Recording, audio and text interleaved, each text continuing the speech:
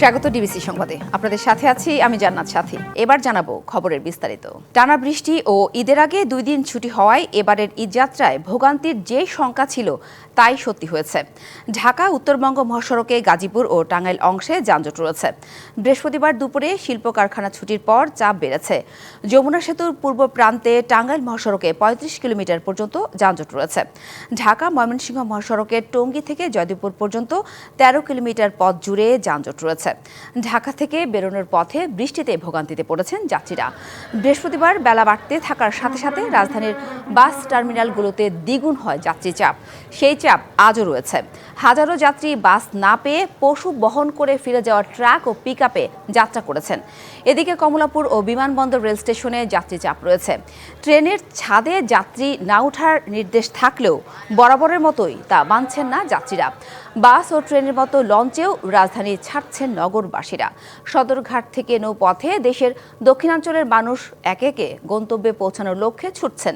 তবে গুলিস্তান থেকে সদরঘাট পর্যন্ত সড়কে চাপ থাকলেও অনেকে পায়ে হেঁটে কিংবা রিকশাযোগে পৌঁছাচ্ছেন সদরঘাটে। যাত্রী অতটা চাপ নাই আজকে, ওই জন্য লঞ্চও ছাড়তেছে। ঈদের তো সবাই হাসি খুশি, ভালোই আনন্দ লাগতেছে। পরিবার সবাইকে নিয়ে যাব, একটু ভালোই লাগতেছে আমার কাছে। আমরা ওনার বলছে যে চৌরাস্তা থেকে অনেক জ্যামের কারণে কোনো গাড়ি ঢুকতে পারতেছে না। আমরা এখানে ভোর 4:40 আসছি, আসার পর 13 নম্বর গাড়ি সিরিয়ালের টিকিট কাটছি, কিন্তু এখনও 13 নম্বর গাড়ি এখনও ঢুকেনি। 700 টাকা ভাড়া চাচ্ছে। এখন আমরা কি করব? আমাদের পক্ষে তো 700 আর 7000 নাই। যদি পরিবারের সাথে ঈদ করতে হয় তাহলে যেতেই হবে। স্বজনদের সাথে ঈদ করতে গতকাল থেকে রাজধানী ছাড়তে শুরু করেছে নগরবাসী। আজ খুব সকালেও কমলাপুর রেল স্টেশন থেকে ছেড়ে গেছে বেশ কিছু ট্রেন। ছাদে ছিল মানুষের ভিড়। ঈদ যাত্রার আরও খবর জানাতে কমলাপুর থেকে সরাসরি যুক্ত হয়েছেন সহকর্মী আরিফুল ইসলাম। আরিফ, গতকাল থেকে রেলপথে ঈদ যাত্রায় ভোগান্তি নিয়ে মানুষ নারী টানে বাড়ি ফিরছে। সকালেও চিত্রটা ওরকমই ছিল, ট্রেনের ছাদেও মানুষের ভিড়ের কথা আপনি জানিয়েছেন। এই মুহূর্তে কমলাপুর রেল স্টেশনের চিত্র কেমন দেখছেন? যাত্রী চাপই বা কেমন? ব্যবস্থাপন নিয়ে কি বলছে যাত্রীরা? সাথে যাত্রীর চাপ কিন্তু সকাল থেকেই রয়েছে। পাশাপাশি যদি বলতে চাই, প্রতিটা ট্রেন নির্ধারিত সময়ের আগেই এই কমলাপুর রেলওয়ে স্টেশনের প্ল্যাটফর্মে কিন্তু পৌঁছাচ্ছেন, যার কারণে যাত্রীদের যে দীর্ঘ সময় প্ল্যাটফর্মে বসে থাকার যে ভোগান্তি, সেই চিত্রটা কিন্তু আমরা এবার দেখতে পাচ্ছি না। বিশেষ করে আমার পাশে যে পঞ্চগড় এক্সপ্রেস রয়েছে, সেটি ছাড়ার সময় কমলাপুর রেল স্টেশন থেকে ছাড়ার সময় 10:15, কিন্তু এটি এসেছে 9টায়। তার মানে বুঝতে হবে যে যাত্রীগুলো এতদিন এই ট্রেনের অপেক্ষা করে করে দীর্ঘ সময় তারা প্ল্যাটফর্মে বসে থাকতেন, সেই ভোগান্তি থেকে রেহাই পেয়েছে যাত্রীরা। তারাই আসলে অপেক্ষা করছেন এখন ট্রেন ছাড়বে সেই নির্ধারিত সময়, সেটার জন্য ট্রেনের ভেতরে তারা প্রবেশ করছেন। আর এছাড়া ছাদে ওঠার নিষেধাজ্ঞা বারবার রেল কর্তৃপক্ষ, রেলওয়ে পুলিশ বারবার সতর্ক করছে, কিন্তু আসলে ছাদে ওঠাটা তারা মানাতে পারছেন না বা মানছেন না যাত্রীরা। একটি কারণ হচ্ছে ভেতরে কোনো জায়গা নাই পা ফেলার, যার কারণে তারা ছাদে উঠেছেন এবং অনেকেই টিকিটবিহীন এসেছেন, তারাই আসলে মূলত ছাদে উঠেছেন। এছাড়াও স্ট্যান্ডিং টিকিট পাওয়া যায়। আপনি জানেন যে প্রতিটা ট্রেনের 2 ঘন্টা আগে স্ট্যান্ডিং টিকিট কাটার যে নিয়ম, সেই স্ট্যান্ডিং টিকিট কাটার পরেও তারা ভেতরে যেতে পারছে না। এমনকি সেই যে ছাদে ওঠার প্রবণতাটা আমরা কিন্তু গত 2 দিন আগেও আমরা দেখেছি যে এই কমলাপুর রেল স্টেশন থেকে ছাদে ওঠাটা একেবারে নিষেধ ছিল। পরবর্তী যে স্টেশনগুলো রয়েছে, বিশেষ করে বিমানবন্দর থেকে শুরু করে অন্যান্য যে স্টেশনগুলো রয়েছে, সেগুলো থেকে আমরা ছাদে ওঠার প্রবণতাটা বেশি দেখতে পেরেছি। কিন্তু আজকে সকাল থেকে বা গতকালকে রাত থেকে আমরা দেখেছি যে এই ট্রেনের ছাদটা কিন্তু ব্যাপক হারে উঠার যে প্রবণতা, সেটা কিন্তু বেড়ে গেছে। তো বলা যায় যে এখন পর্যন্ত মোট 12 থেকে 13টি ট্রেন কিন্তু ঢাকা থেকে ছেড়ে গেছে, আর নির্ধারিত সময়ে ঢাকা আবার পৌঁছাচ্ছে, যার কারণে দীর্ঘ সময় অপেক্ষা থেকে ভোগান্তি থেকে রেহাই মিলছে। তবে গরম এবং কি এই নারী বাচ্চা সহ এই গরম সঙ্গে নিয়ে তারা বাড়ি ফিরছে, বিশেষ করে ছাদেও আমরা উঠে দেখেছি নারীদেরকে। তো সবকিছু মিলে বলা যায় আরিফ, আপনি থাকুন, নিশ্চয় পরবর্তীতে আরো তথ্য জানতে আপনার সঙ্গে যুক্ত হব। ধন্যবাদ। ধর্মীয় ভাবগাম্ভীর্য ও উৎসব আমেজে মধ্যপ্রাচ্যে আজ উদযাপিত হবে পবিত্র ঈদুল আজহা। ধর্মপ্রাণ মুসলমানরা ঈদ নামাজ ও পশু কোরবানির মধ্য দিয়ে পালন করবে ধর্মীয় দ্বিতীয় বৃহত্তম উৎসব। সৌদি আরব, আরব আমিরাত, কাতার ও ফিলিস্তিন সহ কয়েকটি দেশে আজ উদযাপিত হবে কোরবানির ঈদ। আল্লাহর নির্দেশে হজরত ইব্রাহিম আলাইসাল্লাম তার পুত্র হজরত ইসমাইল আলাইসাল্লামকে কোরবানি করতে উদ্যত হয়েছিলেন। ওই অনন্য ঘটনার স্মরণেই ঈদুল আজহায় পশু কোরবানির এ রেওয়াজ চালু হয়। মহান আল্লাহর প্রতি আনুগত্য এবং সর্বোচ্চ আত্মত্যাগের এই ঐতিহাসিক ঘটনার ধারাবাহিকতায় মুসলিম বিশ্বে কোরবানি ও ঈদুল আজহা উদযাপিত হয়ে আসছে। এদিকে পাকিস্তান, ভারত সহ দক্ষিণ এশিয়ার দেশগুলোর কোথাও কোথাও ঈদুল আজহা পালিত হবে শনিবার। সৌদি আরবের সঙ্গে মিল রেখে দেশের কয়েক জেলায় আজ উদযাপিত হচ্ছে পবিত্র ঈদুল আজহা। চাঁদপুরের হাজীগঞ্জ উপজেলার সাদরা দরবার শরীফ সহ জেলার প্রায় 40 গ্রামে আজ উদযাপিত হচ্ছে ঈদ। সকাল 8টায় প্রধান ঈদের জামায়াত অনুষ্ঠিত হয় সাদরা দরবার শরীফ প্রাঙ্গণে। ঈদের জামায়াতে ইমামতি করেন সাদরা দরবার শরীফের পীর জাকারিয়া আল মাদানী। তিনি জানান, শুধুমাত্র সৌদি আরব নয়, কোরআন ও হাদিসের আলোকে পৃথিবীর যে কোনো প্রান্তে চাঁদ দেখার উপর নির্ভর করে রোজা পালন ও ঈদ উদযাপন করেন তারা। উপজেলার সাদরা, সমেশপুর, অলিপুর, বলাখাল, মনিহার, বাসারা, মতলব উত্তর ও শাহরাস্তি উপজেলার বেশ কয়েকটি গ্রামে পবিত্র ঈদুল আজহা উদযাপিত হচ্ছে।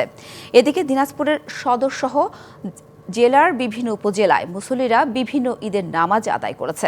সকালে দিনাজপুর শহরের বাসুনিয়াপট্টি এলাকায় নামাজে ইমামতি করেন বিরল উপজেলার মহেশপুর দাখিল মাদ্রাসার পরিচালক মাওলানা আব্দুর রাজ্জাক। সাতক্ষীরার ইসলামকাটি, গোয়াল চত্বর, ভাদ্রা, ঘোনা, ভাড়খালী, মিরগিডাগাঙ্গা সহ 25 গ্রামের মানুষ অংশগ্রহণ করেন। নামাজ শেষে আল্লাহর সন্তুষ্টি আদায়ের লক্ষ্যে পশু কোরবানি করেন তারা। পটুয়াখালীর বদরপুর দরবার সহ জেলার 24টি গ্রামে একদিন আগে ঈদুল আজহা পালিত হচ্ছে। এছাড়া শরীয়তপুর, মাদারীপুর, বরিশালের কয়েকটি এলাকায় উদযাপিত হচ্ছে ঈদ। এবার কোরবানির ঈদে যশোরে হাট কাঁপাচ্ছে ঠান্ডা ভোলা। প্রায় 40 মনের বিশাল গরুটি জেলা জুড়ে আলোচনার কেন্দ্রবিন্দুতে। প্রাণী সম্পদ বিভাগের দাবি, জেলার সবচেয়ে বড় গরু এটি। কিনতে 13 লাখ টাকা গুনতে হবে আগ্রহীকে। এদিকে ভোলায় পশুর হাটে তোলা হয়েছে আকর্ষণীয় দুটি ষাঁড়, কালাবাবু ও কালামানিক। তবে বেশি দাম হওয়ায় এখনও ক্রেতা মেলেনি। যশোরের অভয়নগর উপজেলার ফুলেরগাতি গ্রামের প্রসেনজিৎ রায় 47 মাস ধরে ঠান্ডা ভোলা নামের গরুটি লালন পালন করছেন। দেশীয় খাদ্যসহ অন্যান্য দানাদার খাবার বাবদ গরুটির পেছনে প্রতিদিন তার খরচ 7 থেকে 800 টাকা। গেল বছর কোরবানির ঈদে 12 লাখ টাকা পর্যন্ত দাম উঠলেও এবছর দাম হাঁকছেন 13 লাখ। এদিকে কালো রঙের আর মাথায় মুকুটের মতো শিং, দেখতে নাদুস নুদুস। শখ করে মালিক ষাঁড় দুটির নাম দিয়েছেন কালাবাবু ও কালামানিক। ফ্রিজিয়ান জাতের 20 মণ ওজনের ষাঁড় দুটিকে 4 বছর ধরে লালন করছেন ভোলার সদর উপজেলার আবুল কালাম খান।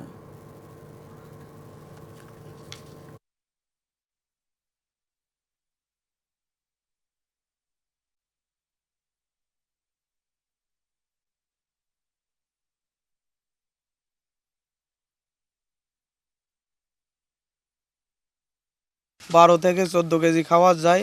আমরা চাচ্ছি এবছর আমাদের ন্যায্য মূল্য আশা করি পাবো। এই গরুটা প্রাণী সম্পদ কর্মকর্তা নিজ দায়িত্বে সার্বক্ষণিক দেখভাল করছে। যে দাম চাচ্ছে, দাম আমাদের নাগালের বাইরে। গতবার একটা গরু বেচা গেছে 1,30,000, 35,000, এবার 20,000, 15,000, এর বেশি মূল্য না। আজ শয়তানকে পাথর নিক্ষেপের পর কোরবানির মাধ্যমে শেষ হবে পবিত্র হজের আনুষ্ঠানিকতা। গতকাল মুজদালিফার ময়দানে খোলা আকাশের নিচে রাত কাটিয়েছেন হাজিরা। মুজদালিফা ময়দান থেকে সহকর্মী AR নোমা জানিয়েছেন, ফজরের নামাজ আদায় করে হাজিরা শয়তানকে পাথর নিক্ষেপ করবেন। বৃহস্পতিবার আরাফা থেকে আসরের নামাজের পর রওনা দিয়ে হাজিরা মুজদালিফায় পৌঁছে মাগরিব ও এশার নামাজ এক আজানের সাথে শেষ করেন। এবার বাংলাদেশ থেকে 87,100 যাত্রী হজ পালন করছেন। এরই মধ্যে বার্ধক্য ও নানা কারণে 17 জন হাজি মারা গেছেন। হজের মূল কার্যক্রম শেষে হাজিরা দলবদ্ধ হয়ে বাইতুল্লাহ শরীফের বা মিনার উদ্দেশ্যে যাবেন কোরবানি ও মাথা ন্যাড়া করার জন্য। খোলা আকাশের নিচে ধনী গরিব কোনো ভেদাভেদ নেই, সকল মানুষ এই জায়গায় আমরা রাত্রি যাপন করেছি আল্লাহর সন্তুষ্টি অর্জনের জন্য। আমরা আলহামদুলিল্লাহ আমরা প্রায় আমাদের রাত্রি যাপনের একদম শেষ প্রান্তে এসে উপস্থিত হয়েছি। প্রথমত আমরা জামারায় গিয়ে বড় শয়তানকে একটি 7টি পাথর নিক্ষেপের মাধ্যমে আজকের আমাদের কার্যক্রম শেষ করে আমরা মক্কার দিকে রওনা হব। মক্কায় গিয়ে আমরা আমাদের কোরবানির আমল শেষ করে আমরা মাথা হলক করব। এরপরে আমরা হালাল হয়ে যাব, স্বাভাবিক হয়ে যাব। এরপরে বাকি 2 দিন আমরা মিনার তাঁবুতে আবার অবস্থান করব।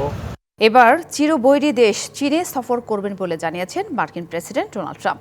সামাজিক যোগাযোগ মাধ্যম ট্রুথ সোশ্যালে এই তথ্য নিশ্চিত করেছেন ট্রাম্প নিজেই। বিবিসি বলছে, স্থানীয় সময় বৃহস্পতিবার ফোনালাপে কথা বলেন মার্কিন প্রেসিডেন্ট ডোনাল্ড ট্রাম্প ও চীনের প্রেসিডেন্ট শি জিনপিং। ফেব্রুয়ারিতে বেজিং এর উপর ট্রাম্প প্রশাসনের উচ্চ হারে শুল্ক আরোপের পর এই প্রথম কথা বললেন এই দুই নেতা। ট্রুথ সোশ্যালে ট্রাম্প জানান, চীনের প্রেসিডেন্ট শির সাথে কথোপকথন হয়েছে প্রায় 1.5 ঘন্টা। আলাপে গুরুত্ব পেয়েছে দুই দেশের বাণিজ্য নীতি, যা উভয় দেশের জন্য ইতিবাচক ভূমিকা রাখবে বলে নিশ্চিত করেন ট্রাম্প। যদিও ট্রাম্পের এই সফর কবে অনুষ্ঠিত হবে তা এখনও নিশ্চিত করেনি দুপক্ষ। যদিও চীনের গণমাধ্যমগুলো বলছে, হোয়াইট হাউসের অনুরোধে এই ফোনালাপটি অনুষ্ঠিত হয়েছে। ডিবিসি সংবাদে এই ছিল এখনকার মতো। ডিবিসি নিউজের সংবাদগুলো পড়তে ভিজিট করুন dbcnews.tv আর ভিজিট করুন ডিবিসি নিউজের ফেসবুক পেজ এবং ইউটিউব চ্যানেল। ডিবিসির সঙ্গেই থাকুন।